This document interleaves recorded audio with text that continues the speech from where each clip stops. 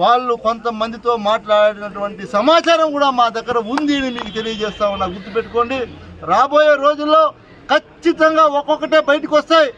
ఎందుకంటే ఈ మాట చెప్తున్నానంటే గతంలో కొన్ని నెలలకు ముందు కాళహస్త్రిలో ఒక మహిళ అయినటువంటి జనసేన ఇన్ఛార్జ్ ఉన్నటువంటి ఒక మహిళ అయినటువంటి మహిళల పట్ల మీ తెలుగుదేశం పార్టీలో ఉన్నటువంటి నాయకుడు స్థానిక ఎమ్మెల్యే చేసినటువంటి తీరు మనం కళ్ళారా చూసాం. అనవసరంగా ఒకరి దగ్గర పనిచేస్తున్నటువంటి వ్యక్తిని వాడికి డబ్బుల ఆశ చూపించి మహిళలను కించపరిచే విధంగా మీరు వాడికి డబ్బుల ఆశ చూపించి మద్యం ఆశ చూపించి మద్యం అలవాటు చేసి లేనిపోనివన్నింటినీ కూడా ఇలాంటి ట్రాప్ చేయటం ఇది ఎంతవరకు కరెక్ట్ అని కూడా నేను అడుగుతున్నా.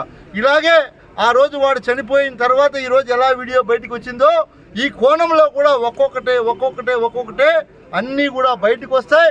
మీరు చూస్తూ ఉండండి అని కూడా మీకు తెలియజేస్తూ ఇక్కడికి విచ్చేసినటువంటి మీడియా సోదరులు నేను అందరికీ కూడా ఒకటే తెలియజేస్తున్నా, గట్టిగా ఏదైతే మిమ్మల్ని నేను చేతులు జోడించి కోరుకునేది ఒక్కటే మీడియా సోదరులారా, ఈ రాష్ట్రంలో జరుగుతున్నటువంటి పరిణామాలు మీరు ఎప్పటికప్పుడు ప్రజలకు తెలియజేసేటువంటి బాధ్యత మీరు తీసుకోండి దయచేసి. ఎందుకంటే మేము ఏదైనా చెప్పామంటే వాళ్ళు వైసీపీ నాయకులు లేదా వైసీపీ మాజీ ఎమ్మెల్యే లేదా వైసీపీ మాజీ కార్యదర్శి అది ఇది ఏదో రాజకీయ కోణంలో మాట్లాడతారంటారు. కానీ వాస్తవ పరిస్థితులు మీడియా సోదరులు మీరు ప్రజల్లోకి తీసుకెళ్లాలని మిమ్మల్ని నేను చేతులు జోడించి కోరుకుంటున్నా. ఖచ్చితంగా మేము ఒకటి కోరుకుంటున్నాం, ఈ ప్రభుత్వాన్ని ఖచ్చితంగా ఈ నకిలీ మద్యం గురించి సిబిఐకి అప్పగించకపోతే రాబోయే రోజుల్లో ధర్నాలు రాస్తాకోస్తాలు కూడా జరుగుతాయి. ఖచ్చితంగా అతి త్వరలో ప్రతి గ్రామం పర్యటిస్తాం.